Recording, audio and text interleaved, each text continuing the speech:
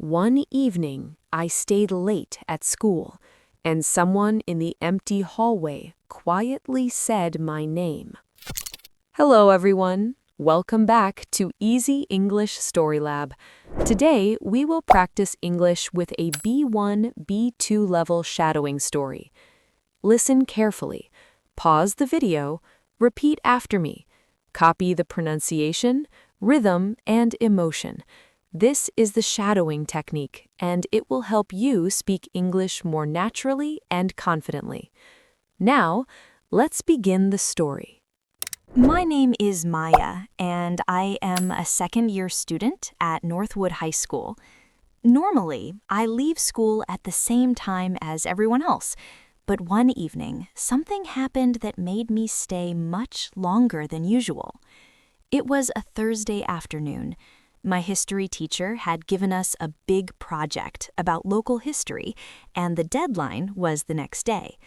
I had planned to finish it at home, but when I checked my notes, I realized something important was missing.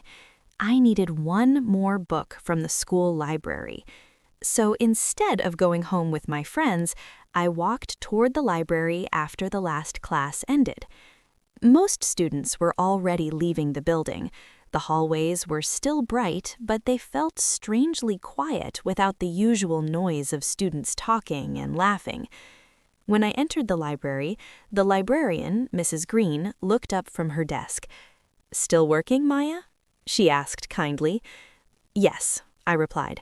"I just need one more book for my project." She smiled. "You can stay for a while, but we close in 30 minutes. "That's enough," I said. I quickly found the book I needed and sat down at one of the long wooden tables. The library was peaceful, and the quiet helped me concentrate. About 20 minutes later, I finally finished my notes. I packed my bag and looked at the clock on the wall. It was almost 6 in the evening. When I left the library, the hallway outside was almost completely empty. Most classrooms were dark, and only a few lights were still on. My footsteps echoed as I walked toward the main staircase. That was when I heard something. At first, I thought it was just the sound of the building settling. Old schools often make strange noises in the evening. But then I heard it again. A voice, very soft, "Maya." I stopped walking immediately. My heart began to beat faster. Did someone just say my name? I looked behind me. The hallway was empty. "Hello?" I called. No answer. I told myself it was probably nothing.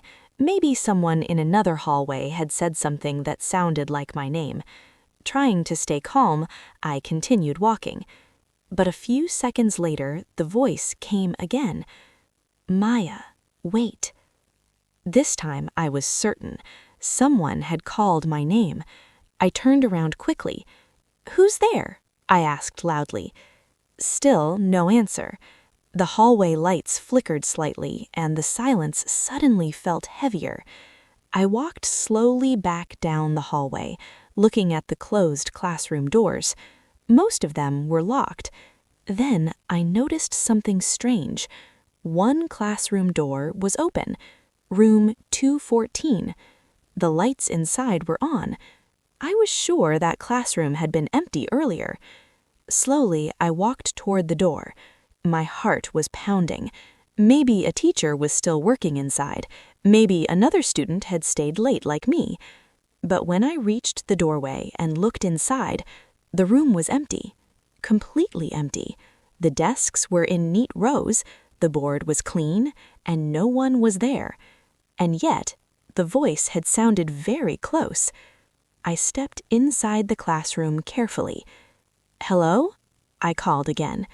For a moment, nothing happened. Then I heard the voice one more time, clearer than before. "Maya, look at the desk." I slowly turned toward the teacher's desk at the front of the room, and that was when I saw something that made my heart stop.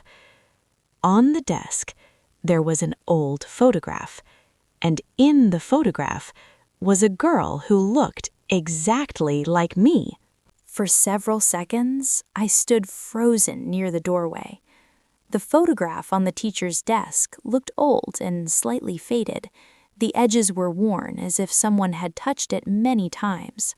Slowly, I walked closer. My heart was beating hard in my chest. When I reached the desk, I picked up the photo carefully. It showed a group of students standing in front of the school building. Their clothes looked older than what students wear today. The colors were slightly yellow, like pictures from many years ago. But one person in the photo caught my attention immediately, a girl standing in the middle. She looked almost exactly like me. Same dark hair, same face, even the same small scar above the eyebrow that I had gotten when I was a child. "This can't be real," I whispered. I turned the photo over.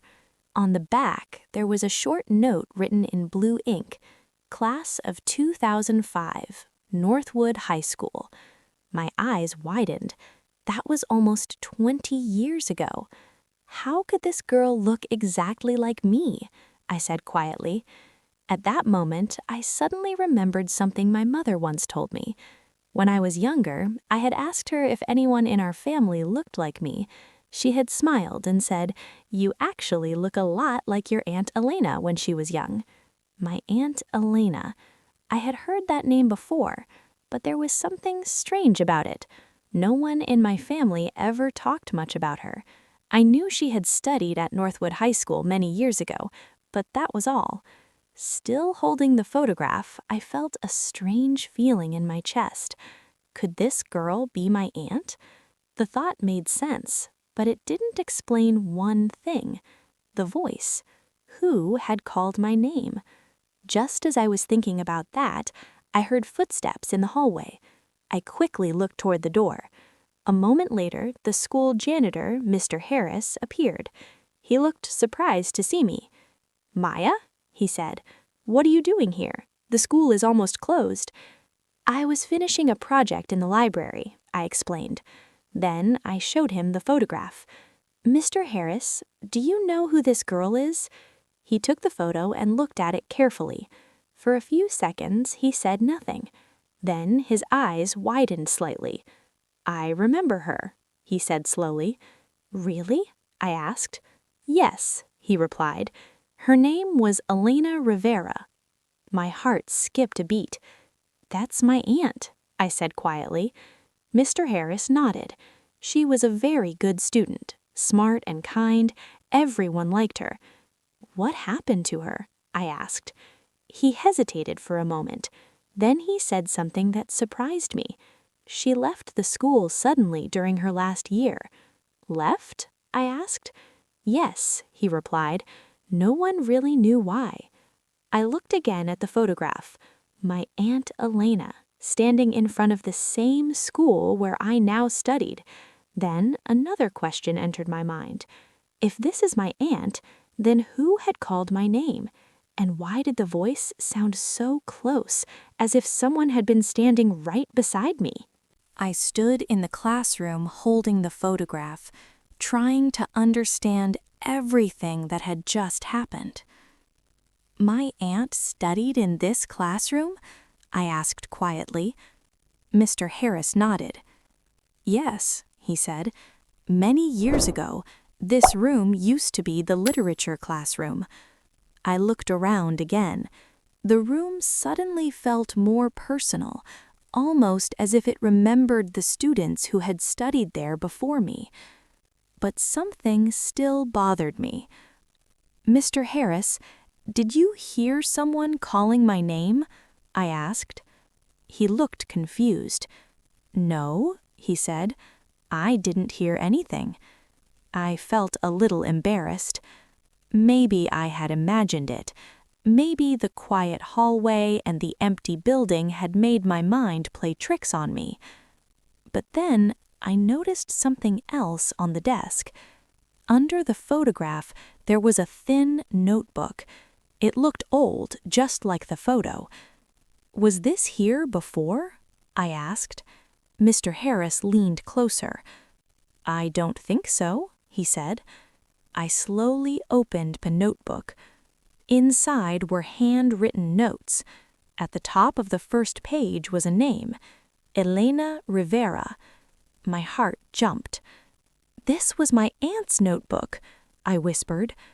The pages were filled with neat writing. Most of the notes were about literature and poetry, but near the end of the notebook there was something different. A short message. I read it out loud. "If someone in my family ever studies here, I hope they find this notebook.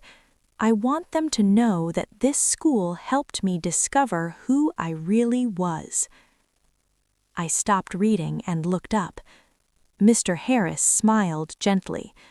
"She loved writing," he said. "She wanted to become a teacher." "What happened after she left school?" I asked. He thought for a moment. "I heard she moved to another city and continued her studies. Later, she became a teacher at a university." I felt a wave of relief. "So nothing bad happened to her?" I asked. "No," he said. "She just followed her dream." I looked again at the notebook. On the last page there was one more sentence. "If you are reading this, don't be afraid to follow your path. Someone in our family must continue the story." For a moment, the room was completely silent. Then something strange happened. A soft sound came from the hallway. I turned my head quickly, but this time it wasn't a voice. It was the wind. The open classroom door moved slightly, and the air passed through the hallway. Suddenly, I understood. Earlier, when the hallway was quiet, the wind had moved through the building. It had passed through the empty rooms and corridors. The sound must have echoed in a strange way. That was probably why it had sounded like someone calling my name. I laughed softly. I guess it was just the wind. Mr. Harris smiled gently. "Old buildings can sound mysterious," he said. I carefully placed the photograph and the notebook back on the desk. "Can I take a picture of this?" I asked. "Of course," he replied. I took a photo with my phone. As we walked toward the exit together, I felt something warm inside my chest.